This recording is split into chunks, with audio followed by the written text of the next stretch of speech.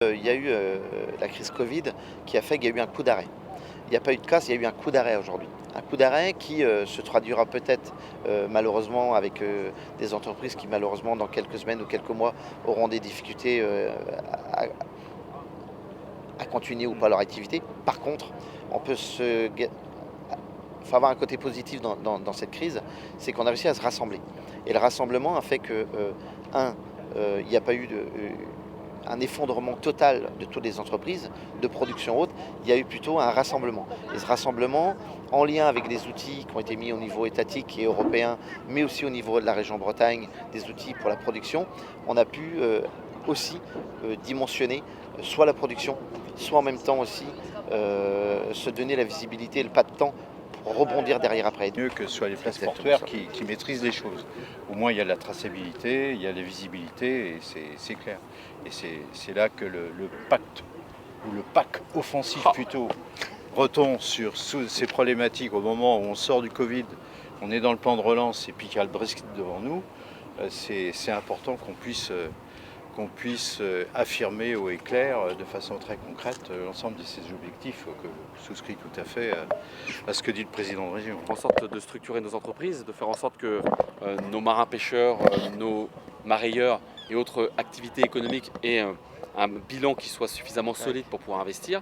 Il y a des sujets, vous savez bien que des jeunes qui veulent aujourd'hui investir dans des bateaux, il y a des sujets de fonds propres. Vous savez bien que les marailleurs aujourd'hui ont besoin de solidifier leurs fonds propres. Donc ça, ce sont des sujets sur lesquels on travaille depuis quelques mois et nous avons quelques pistes pour avancer sur des outils de fonds propres ou de quasi-fonds propres.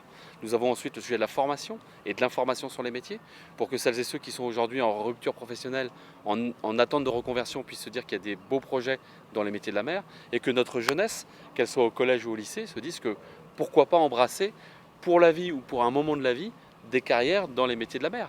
Ce sont des très beaux métiers, on a besoin d'hommes et de femmes courageux, qui ont des compétences et des ambitions. C'est tout, c'est la Bretagne ça, et c'est notre jeunesse. Et enfin, le troisième pilier, c'est les investissements. Investissements dans nos ports. Vous entendez régulièrement des débats dans les médias sur faut-il une grue, faut-il un élévateur à bateau, faut-il une nouvelle machine pour faire la glace, ou faut-il tel ou tel investissement. Ce sont des sujets très importants. Et nous avons besoin d'un débat sain entre les concessionnaires qui gèrent les équipements et les propriétaires des équipements que sont les collectivités. Et c'est pour ça que tout à l'heure, quand nous avons interpellé les concessionnaires, nous leur avons dit coordonnez-vous encore mieux demain. Parce qu'il faut faire des choix et on ne pourra pas investir partout. L'argent public est rare, les investissements sont complexes et donc il faut qu'on soit tous bien coordonnés pour assumer ensemble les choix de demain. Les Français ont pris des réflexes. Ils regardent d'où viennent les produits. Si les asperges viennent d'Amérique du Sud ou si les courgettes viennent d'Afrique du Sud et qu'elles sont venues en avion, il n'y a pas grand intérêt à les consommer. Je pense que le consommateur, il l'a intégré.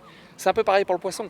Nous avons des espèces qui sont assez peu consommées chez nous parce que pas bien connues et qui sont forcément intéressantes à découvrir. C'est même une aventure quelque part pour ceux qui veulent préparer à la maison le repas et faire les courses au passage. Et puis il y a cette conception que à produit équivalent, il vaut mieux choisir un produit qui vient de nos ports parce que ça participe à l'activité économique de nos territoires et puis parce que c'est meilleur y compris pour le carbone.